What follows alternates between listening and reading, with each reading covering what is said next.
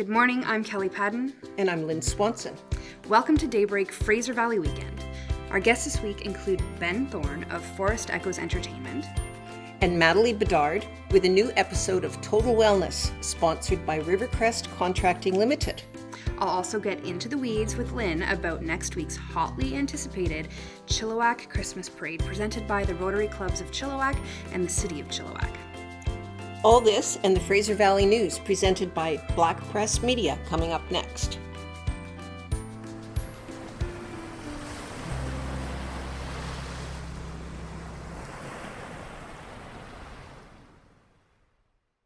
Welcome back. Lynn, it's so great to have you here. I'm very excited to be talking about the parade later. But first, can you tell us a little bit about yourself? Sure. So I moved to Chilliwack about 15 years ago. Live here with my husband, and my 3 boys are close by. We really love it here. Love the country atmosphere. Love the community. Yeah. So it's all good. All right. Well, so glad you're in the Valley, and we'll get into it a little bit more when we dig into your interview and the Christmas parade, of course. Okay. But first, let's get into the news from around the Valley presented by Black Press Media. And I'm going to start us off in Abbotsford. From Dylan White of the Abbotsford News, a shooting in Abbotsford on Tuesday morning was related to extortion, according to police. Officers responded at 3:43 a.m. to shots fired on the 2500 block of Jansen Street. 2 vehicles were found unoccupied in the driveway of a home hit by gunfire, and police say the residents were sleeping at the time and were unharmed. Wow. Yeah. Vicky Hopes of the Abbey News reports the public will have a chance to tour the Abbotsford Mission Recycling Depot on Valley Road one last time tomorrow, Saturday, in an open house and a community appreciation day. Times from 11:30 a.m. to 3 p.m. It will wrap up operations at the end of this year, and as was announced in August, 62 people will lose their jobs as the Abbotsford and Mission end their contract for recycling services with Archway Community Services after 42 years. Wow, that's a big impact. It's a huge impact. All right, from Adam Louie of the Agassiz Harrison Observer, a Vancouver-based Indigenous art wholesaler announced that they have won a copyright infringement lawsuit against a local souvenir shop after the shop sold a t-shirt that very closely resembled the work of prominent Coast Salish artist. In 2023, Native Northwest filed a lawsuit against Sasquatch Gifts and Souvenirs and Bruce and Fiona Fearon. This was for copying, using and selling t-shirts featuring a design that was very closely related to one by Dr. Francis Horn Sr. In a statement posted on social media on Monday, November 17th, Native Northwest said it had been a grueling 3 years undertaking the lawsuit, and they ultimately won. Well, good for them. Chilliwack, a free workshop to help Chilliwack seniors avoid being victimized by scammers, is at the Chilliwack Curling Club on November 24th. Jennifer Feinberg of the Chilliwack Progress reports the Scam Sense session will offer practical tips on how to stay safe as senior citizens, protecting assets and peace of mind. The session is free and covers the most common traps like CRA imposters, tech support cons, romance scams, and more, according to the Chilliwack Learning Society, which has partnered with the Chilliwack and District Seniors Resources Society to put on the afternoon event. All right, 2 great organizations. Yes. Glad they're partnering to get this done. Yeah. Really important work. Feinberg also reports that registration for the 2025 Chilliwack Christmas Hamper Program has kicked off this past Monday to make the holidays bright for low-income families. Each year, we team up with the Salvation Army to provide holiday hampers, food, and toys to those in need, according to the notice put up by Chilliwack Community Services about the Christmas Sharing Program. If you need support this holiday season, you're asked to register in person between November 17th and December 12th at the Chilliwack Salvation Army Share Care Center on Yale Road. In a related story, Feinberg reports Chilliwack City Hall is accepting toys and gifts in exchange for a payment of parking tickets. I love this idea. Yeah. City-issued parking tickets are eligible, only city-issued, with a ticket number starting with either a PX or a PO. Okay. Issued between July 25th and December 10th, 2025. That's perfect. And in a very good news story, Feinberg again for the win. So trifecta. Yeah. Or actually, that was 4 stories. A quadrifecta? That works. Okay. All right. This is fantastic. Chilliwack Search and Rescue edged out the competition over the weekend to win a Land Rover, the 2025 Defender Awards.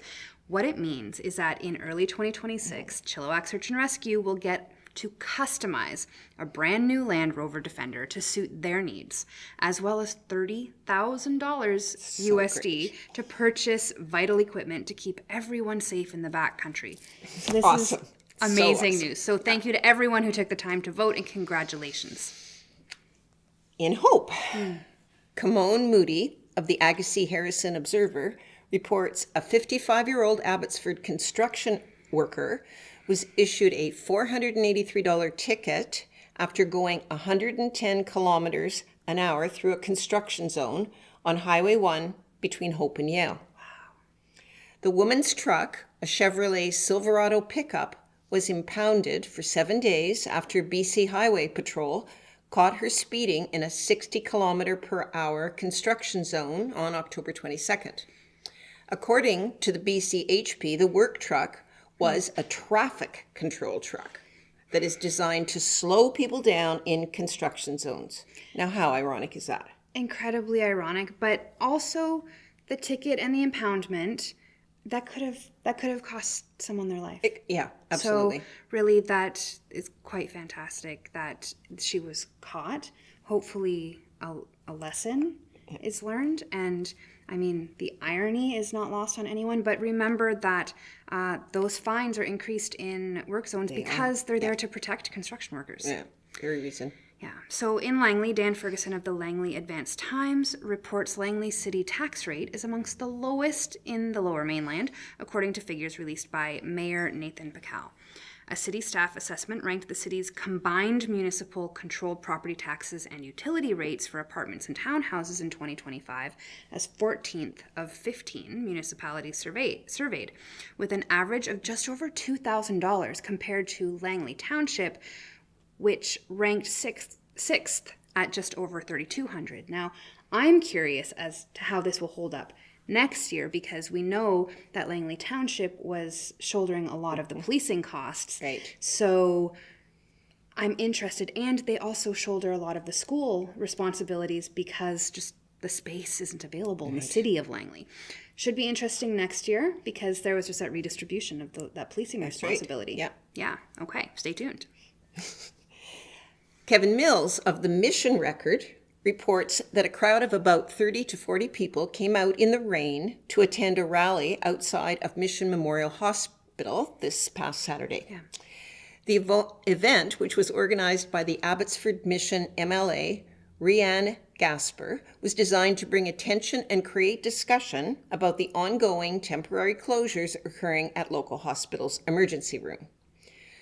Physician staffing challenges closed Mission Memorial Hospital's emergency department last week from 5 p.m. Sunday, November 9th to Monday, the 10th at 8 a.m. It's the 6th time in 2025 physician staffing challenges have led to overnight closures at Mission's emergency department, and the 12th time since 2024. All right. Well, I mean, that definitely deserves attention. And we know that there's struggles all over the province. But I've always wondered, why are you protesting at the hospital where it's going to be patients and the doctors and nurses and health staff showing up, instead of protesting at your elected official's office? Just curious. But I'm glad that awareness is being raised. Yeah. So, okay. So huge thanks to the fine reporters of Black Press Media for presenting the important stories of the week so that we're able to share them with you. And after the break, I will have an interview with Sucking in the 70s sensation, Ben Thorne.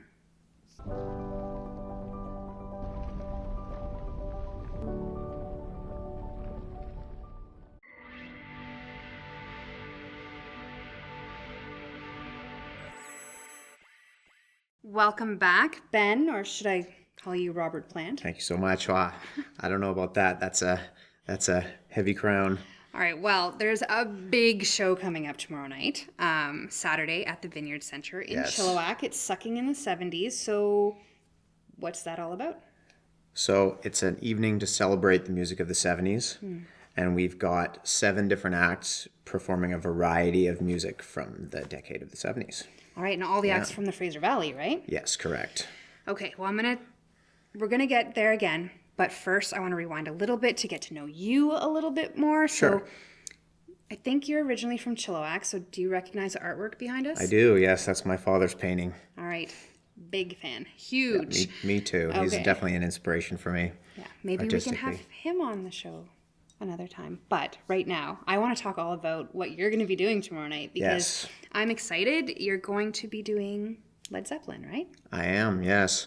I was initially trepidatious because anyone who knows Led Zeppelin and Robert Plant knows that that's a tall order to be able to pull off those vocals. But Led Zeppelin is my favorite band of all time. Okay. So I just couldn't pass up the opportunity to do my spin on it. So can you tell me a little bit? I mean, people don't just start doing Led Zeppelin in public in front of hopefully huge adoring crowds. So what was your musical journey? Well, I took guitar lessons when I was much younger, probably 7 or 8 years old. And then I would always just sing on my own. But I never thought I was really much of a singer until one day I was at a show with a really great band, but they didn't have a singer that night. And so they had a microphone stand in the middle of the room, and they asked if anyone wanted to get up and sing.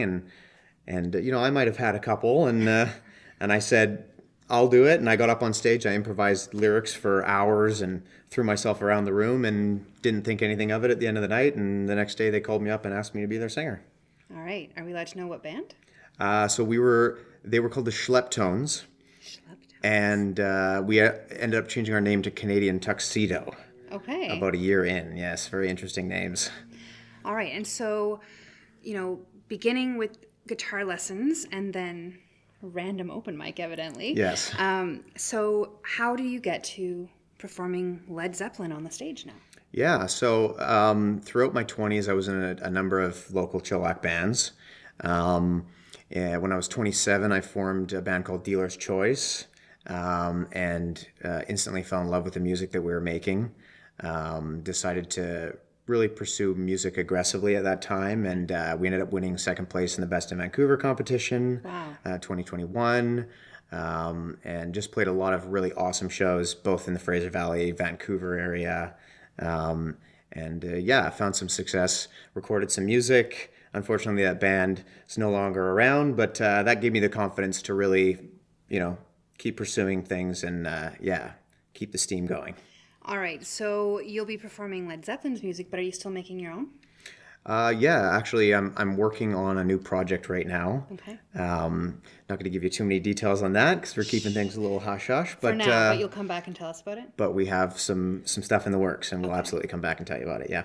Awesome. Well, I'm very excited. That was a little teaser. So tomorrow night when people come, you mentioned 7 acts. So do you know any of the other acts?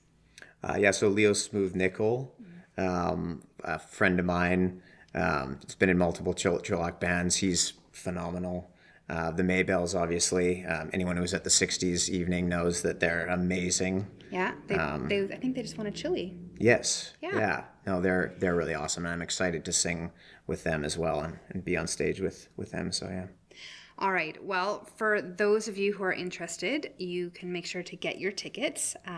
Ben, I'm just really grateful that you took the time to come out and chat with us. And it's my pleasure. All the little teasers, though. So there's going to be more coming.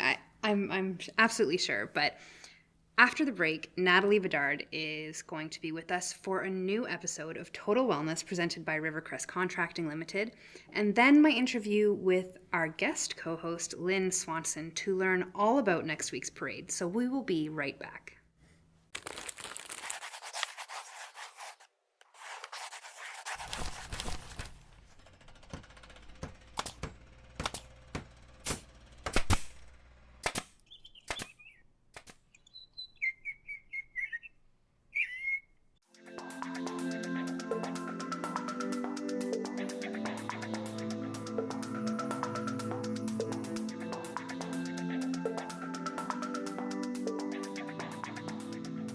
Hi, it's Natalie Bedard, fitness, nutrition, and mindset coach. And today I would like to talk about what to do when you feel overwhelmed and you want to hit the screw it button. Like, I'm just going to start again Monday.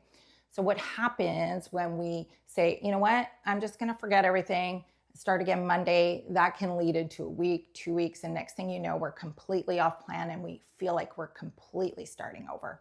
And even when you feel like you have it dialed Monday to Friday, but you are so overwhelmed by the time Saturday comes that you say, screw it, gonna start over again Monday. Again, it's this pattern of treading water and really not achieving what we want to achieve when it comes to our fitness and nutrition goals. So the way around this is to have minimums.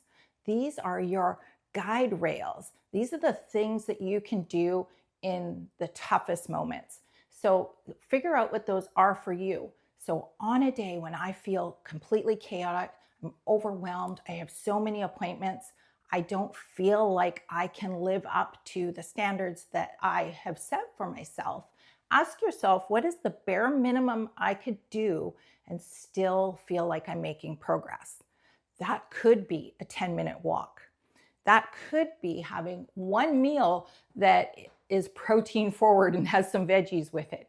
We're not talking perfection, we're talking progress, so that you're okay with that. And then it helps you stay out of the mental dumpster of saying, screw it, because you're okay with this. You've accepted this. You know that these are your minimums, and that is what you have the bandwidth for right now. Progress isn't made by pushing hard and being perfect every day. None of us are.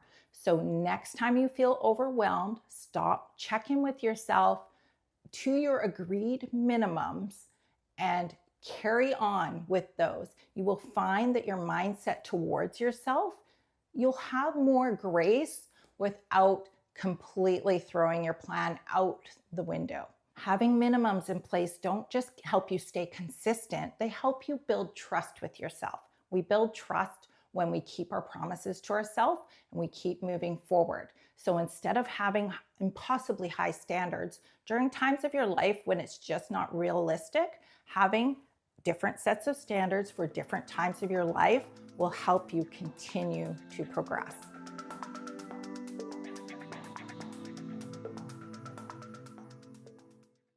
Welcome back. All right, Lynn, we get to dive in. I'm very excited for people to hear more about you and the parade, but I'd love to start. You are, involved with the Christmas parade, which is presented by the Rotary Clubs of Chilliwack. Right. But you started with the parade, not with Rotary. So can you talk about your journey a little bit there? Yeah, sure. I'll actually back up a little bit. My husband, who was Rotarian at the time, was on the Christmas parade committee. Mm-hmm. And, with so many committees, there's so many jobs and so few people. He said, Lynn, we need you. Come and help. And so then I helped the first year. The next year, somehow I became project manager or chair. Yeah, somehow. Like I put my hand up at the wrong time. And that was so much fun. So I pulled it together. I do have experience in managing projects, so I pulled in that expertise and time frame and built it together.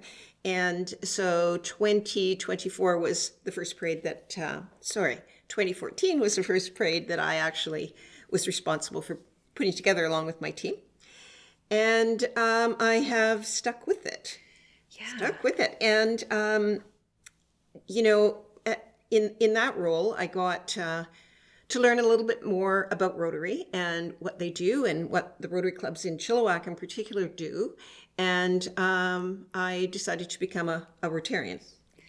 And so I am a Rotarian. I'm very excited about the things that we do as Rotary, as part of the Rotary Clubs of Chilliwack, including the parade. Yeah. And so the parade is really an opportunity for Rotary to give to this community of Chilliwack. Yeah. And it's so meaningful and so exciting. We see, 20,000 people lining the streets downtown. Kids, adults, grandparents, everybody cheering and just being full of the holiday spirit. Well, and in a time where it can be so hard to find those free traditions to do with Absolutely. family. I know, you said 2014. I'm so grateful. Like, the parade has been part of our Christmas and our family for a long time now. So really grateful for that. And there will be people lining the streets. So let's talk a little bit about that. So where can people find some information? Because this is where I would always start. Right. There's going to be traffic changes, closures. Yes. And people are going to need to know where to set up so that they can get the best view. So where do they get that information? Okay, so the place to go for everything you need to know right up to an hour before the parade is our website. Yes, to go time, which is chilliwackchristmasparade.ca. That's easy to remember. Absolutely. There's everything there from where to find a lost child, should that happen, to a map of the parade route, to the times. And the time, by the way, is 5:30. We'll be kicking off from Chilliwack Senior Secondary School. And our route is down Yale to Wellington, Wellington to College, and College to Reese. But you can view all that on the map that is on our website. It's a pretty straight shot. It's good. That's fantastic. Yeah. And so I know this is, a fairly accessible event in that, we have sidewalks that are accessible and things like that. But for people who can't get out and who want to watch it, how can they be part of it as well? Okay, so we are very excited that the film and television production students at G.W. Graham Secondary School are filming and live streaming the parade. So that show will go live at about 5 o'clock and on parade day, 29th of November.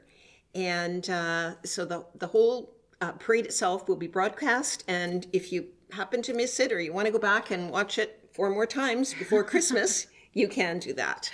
Okay, I love that, and that's a wonderful plug. So you can watch it, you can be there in person, and I know for my kiddos and me maybe, a big part of the excitement in the years that, we weren't part of it was seeing our friends who were part of it. Right. So if you're going to be part of the parade, maybe drop a comment if you're seeing this on social media, because I want to know and I'll watch for you. But it was seeing the big guy. And I understand that there's been some work. The elves have been hard at work. So can you tell us about that? Little sneak peek? Elves are hard at work, have been hard at work, continue to be hard at work, redesigning Santa's sleigh. Oh. So that Santa and his reindeer will be able to smoothly move through the parade. Okay. And then on to continue with their responsibilities for the Christmas season. Fantastic. Okay. Well, so a new setup for Santa. Very excited to see that. Yeah. And have you announced a parade marshal or anything? Well, our parade marshal has been for as long as I've been involved and will continue to be as long as he can. Richard Prosey, our parade marshal of Steads. All right. Yeah, fantastic. Good information to have. All right. Any other sneak peeks or anything anyone needs to know about the parade? Well, we have asked all of the participants, and by the way, we filled the parade with participants by the end of October. Wow. So that was we really have a wait list. We have a wait list already. But in any case,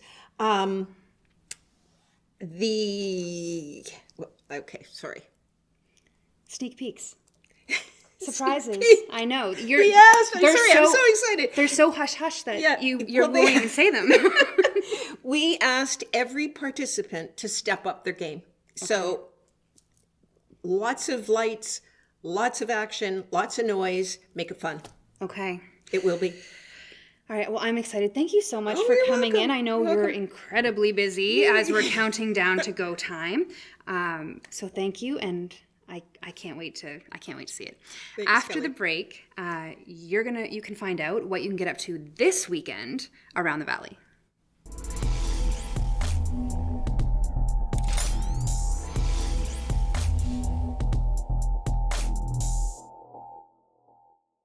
Welcome back. Lynn, thanks so much for being on the show this week. I know the whole city of Chilliwack is, excited and waiting for the parade next week. Can you remind viewers what time does it start again?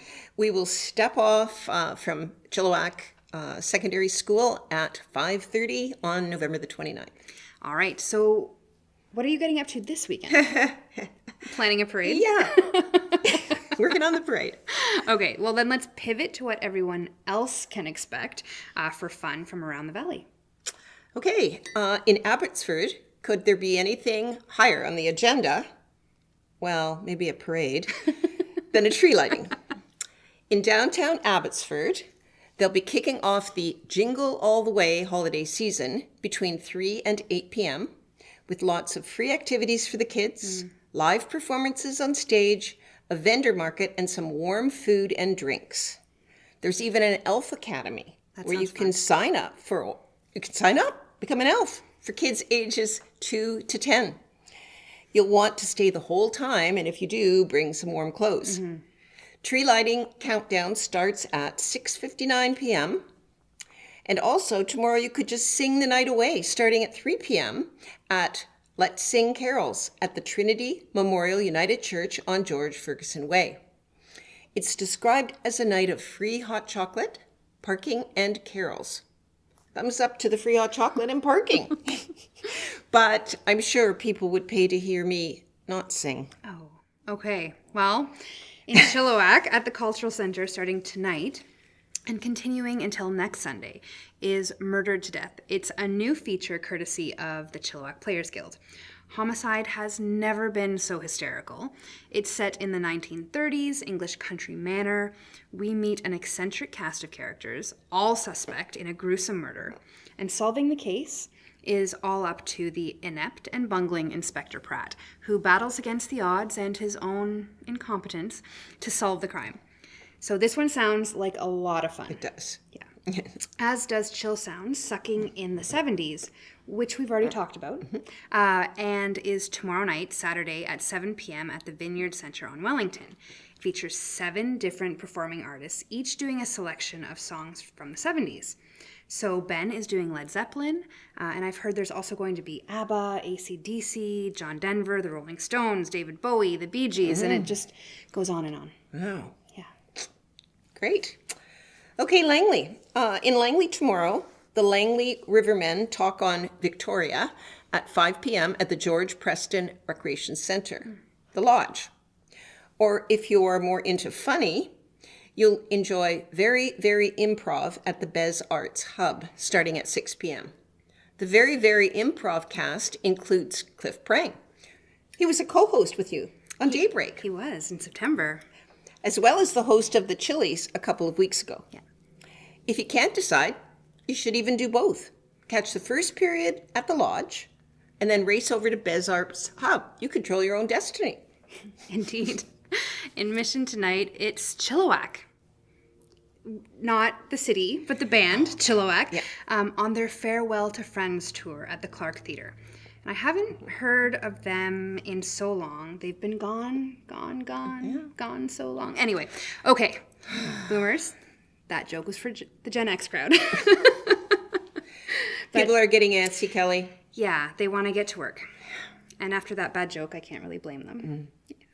So why don't we say goodbye to everyone so everyone can get back to work, get that over with, and on to enjoying their Fraser Valley weekend.